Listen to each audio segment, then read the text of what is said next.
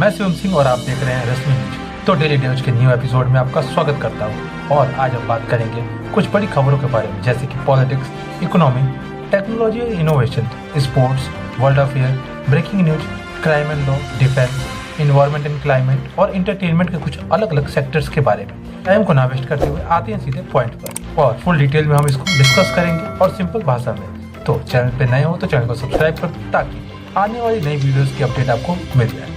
तो अब शुरू करते हैं पॉलिटिक्स से। बिहार में एक बड़ा विवाद खड़ा हो गया है। चीफ मिनिस्टर नीतीश कुमार से संवाद कार्यक्रम में नई नियुक्ति आयुष महिला डॉक्टर का हिजाब खींच दिया है। ये वीडियो सोशल मीडिया पर वायरल हो गया है। इस घटना का विपक्ष ने खूब सख्त निंदा की है। हैदराबाद के कुछ एक्टिविस्ट ने नेशनल कमीशन फॉर वुमेन में फॉर्मल कंप्लेंट भी दर्ज कराई है। जेडीयू का कहना है कि नीतीश कुमार को उनके महिला सशक्तिकरण के कामों से जज करना चाहिए। हेल्थ डिपार्टमेंट ने ये अफवाह भी खारिज कर दी है कि वो डॉक्टर ड्यूटी ज्वाइन करने से मना कर रही थी। ये मुद्दा अब तेजी से बढ़ रहा है और राजनीति हलचलों में चर्चा का विषय बन गया है। अब हम बात करते हैं बिजनेस एंड इकोनॉमी की।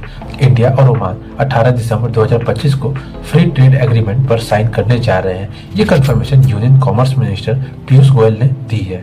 साइनिंग पीएम नरेंद्र मोदी और ओमान के साथ सुल्तान हैतम बिन तारिक के प्रेजेंस में होगी। नेगोशिएशंस नवंबर 2023 से चल रही है।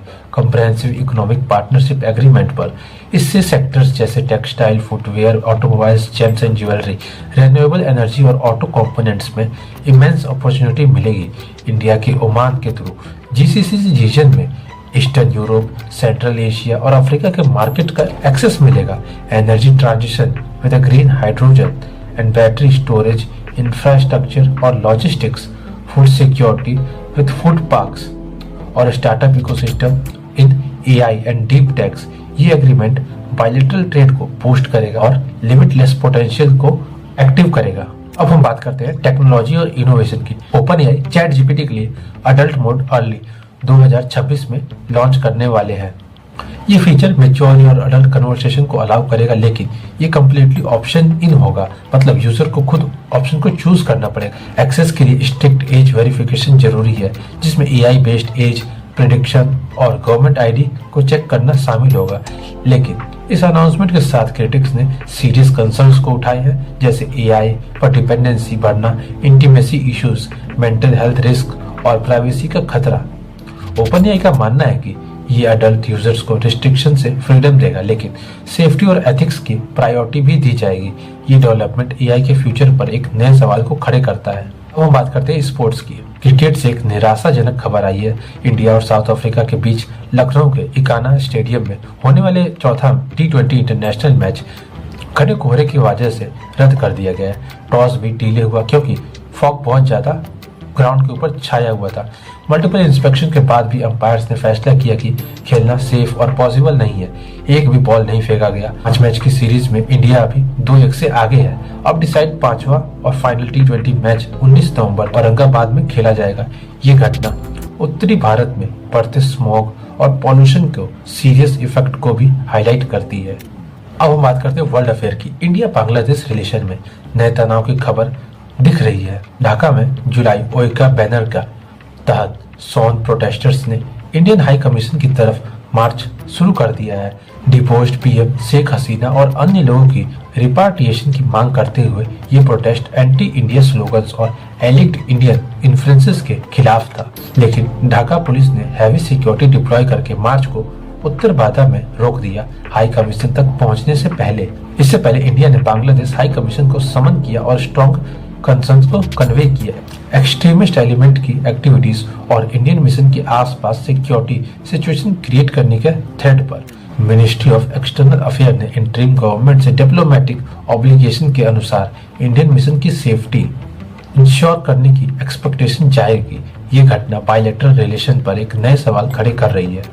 अब हम बात करते हैं आज के ब्रेकिंग न्यूज की। भारत के प्रधानमंत्री नरेंद्र मोदी और यूथोपिया के प्रधानमंत्री अबी अहमद अली ने देश के सबसे ऊंचे नागरिक सम्मान से प्रधानमंत्री को सम्मानित किया, द ग्रेट ऑनर ऑफ निशान ऑफ इथोपिया। समारोह अदिस अबा के इंटरनेशनल कन्वेंशन सेंटर में हुआ। पीएम मोदी इस पुरस्कार को पाने वाले दुनिया के पहले नेता बने हैं। ये सम्मान उनके इंडिया यूथोपिया पार्टनरशिप को मजबूत करने का और विश्वास स्टार पर विजनरी लीडरशिप को स्थापित करने का एक नया पड़ाव है। मिनिस्ट्री ऑफ एक्सटर्नल अफेयर ने यह बताया। पीएम मोदी ने 140 करोड़ भारतीयों को ये सम्मान समर्पित कर दिया है। पुरानी सभ्यता से मिलने वाले इस सम्मान को उनको एक बहुत गर्व भी है। ये दोनों देश के लिए बढ़ते संबंधों का एक प्रतीक है। अब हम बात करते हैं क्राइम एंड लॉ की। दिल्ली एनसीआर में बढ़ते एयर पॉल्यूशन के खिलाफ सुप्रीम कोर्ट ने महत्वपूर्ण कदम उठाया है। 17 दिसंबर की हियरिंग में चीफ जस्टिस सूर्यकांत, जस्टिस जोयल बेगे और जस्टिस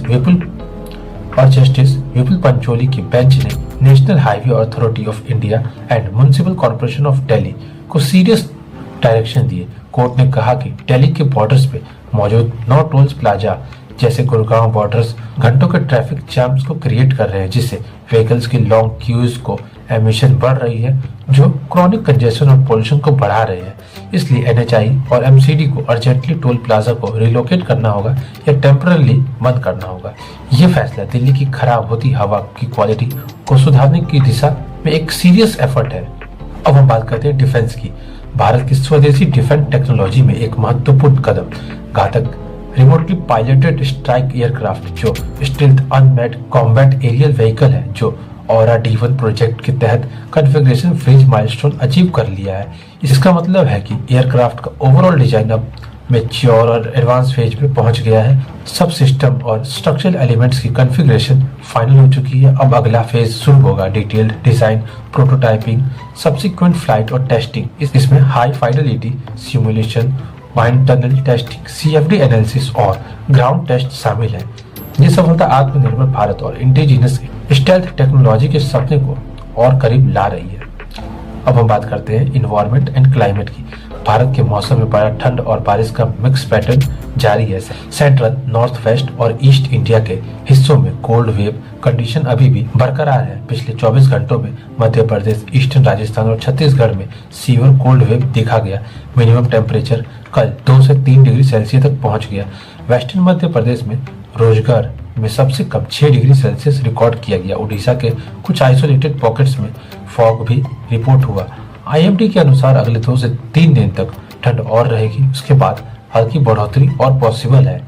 दूसरी तरफ सदर्न स्टेट्स में हैवी रेनफॉल का फोरकास्ट है, जो रिलीफ ला सकता है। लोगों से अपील है कि ठंड से बचाव के लिए गर्म कपड़े पहने और फॉग में सेफ ड्राइविंग करें। अब हम बात करते हैं एंटरटेनमेंट की। इंडियन सिनेमा में एक एक्साइटिंग डेवलपमेंट आई है। डायरेक्टर अश्विन कुमार के record breaking animated film महाअवतार Narasimha को बेस्ट एनिमेटेड फिल्म कैटेगरी के लिए अकेडमिक अवार्ड्स कंसीडर के लिए सिलेक्ट किया गया है, जहां वो 35 फिल्मों से कम्पीट करेगी। ये फिल्म जो माइथोलॉजिकल स्टोरी पर बेस्ड थी, इनिशियल पोल का पार्ट है, जहां से फाइनल नॉमिनेशन चूज होंगे। इसके अलावा India's home bound film best international feature documentary category में 86 फिल्मों के साथ कम्पीट कर रही है। दोनों फिल्म अकेडमिक के अपकमिंग अवार्ड्स के लिए शॉर्टलिस्टेड है। ये सिलेक्शन इंडियन फिल्म मेकर्स का टैलेंट शोकेस करता है। फाइनल नॉमिनेशन जल्द ही अनाउंस होंगे। So that's all, we have covered the all topics. अगर आपको ये वीडियो पसंद आई हो तो वीडियो को लाइक करें, चैनल को सब्सक्राइब करें और वीडियो को शेयर करें। तब तक के लिए देखते रहिए रश्मि न्यूज़। नमस्कार।